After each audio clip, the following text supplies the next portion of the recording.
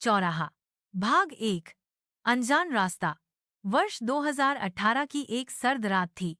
अमन, जो एक फोटोग्राफर था, गांवों में जाकर वहां की संस्कृति और रहन सहन को कैमरे में कैद करता था। उस दिन वो उत्तराखंड के एक सुदूर गांव से लौट रहा था। रात के करीब 10 बज चुके थे और जंगल के बीचों बीच उसका गाड़ी का टायर पंचर हो गया। अमन ने चारों तरफ देखा, कहीं कोई घर, दुकान या व्यक्ति नहीं था। बस एक सुनसान सड़क और सन्नाटा। मोबाइल नेटवर्क गायब था। उसने टॉर्च जलाकर इधर उधर देखा। तभी उसे कुछ ही दूरी पर एक चौराहा दिखाई दिया, जहां 4 कच्ची पगडंडियां मिलती थीं और बीच में एक पुराना बरगद का पेड़ था। भाग 2। अजीबोगरीब आदमी। जैसे ही अमन उस चौराहे की ओर बढ़ा, अचानक एक बूढ़ा आदमी वहां बैठा दिखाई दिया, धोती कुर्ता पहने, सिर पर लाल पगड़ी और आंखों में अजीब सी चमक।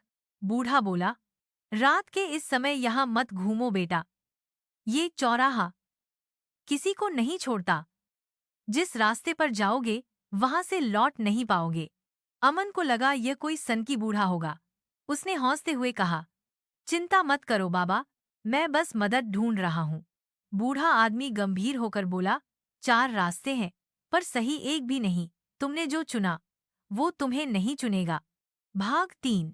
समय का चक्र। अमन ने बात अनसुनी की और बाईं ओर की पगडंडी पर चल दिया। कुछ कदम आगे बढ़ते ही उसे ऐसा लगा जैसे वो एक ही जगह बार बार घूम रहा है। पेड़, पत्थर, यहाँ तक कि टूटी हुई चप्पल भी बार बार दिखने लगी। वो रुक गया। पसीने से भीगा हुआ शरीर, धड़कनें तेज। उसने पीछे मुड़कर देखा, कोई नहीं था, पर आगे से किसी के कराहने की आवाज आ रही थी। बचाओ! धीमी और कांपती हुई आवाज एक औरत की थी। अमन भागकर उस दिशा में गया जहां से आवाज आ रही थी। झाड़ियों के बीच एक औरत सफेद साड़ी में बैठी थी। उसका चेहरा बालों से ढका था। जैसे ही अमन ने पूछा, आप ठीक हैं? औरत ने धीरे धीरे सिर उठाया। उसका चेहरा जला हुआ था। एक आंख लटक रही थी और मुंह से खून टपक रहा था। अमन चीख पड़ा और पीछे भागने लगा।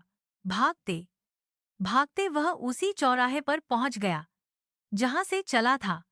वह बूढ़ा फिर से वहां बैठा मिला। बूढ़ा बोला, अब समझ में आया? इस चौराहे पर जिनकी आत्माएं भटकती हैं, वो राहगीरों को अपना बना लेती हैं। क्यों? अमन ने कांपते हुए पूछा। बूढ़ा बोला, इस जगह पर कभी तांत्रिक बलि दी जाती थी। चारों ओर की आत्माएं इस चौराहे पर बांध दी गई हैं। तुमने रास्ता चुना, अब वो आत्मा तुम्हें चुनेगी। अमन को लगा यह सब सपना है। वह जोर से चिल्लाने लगा।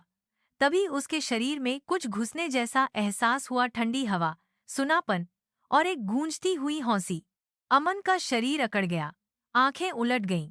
कुछ पल बाद वो फिर से सीधा खड़ा हो गया, लेकिन अब उसकी आंखों में वही चमक थी जो पहले उस बूढ़े की थी।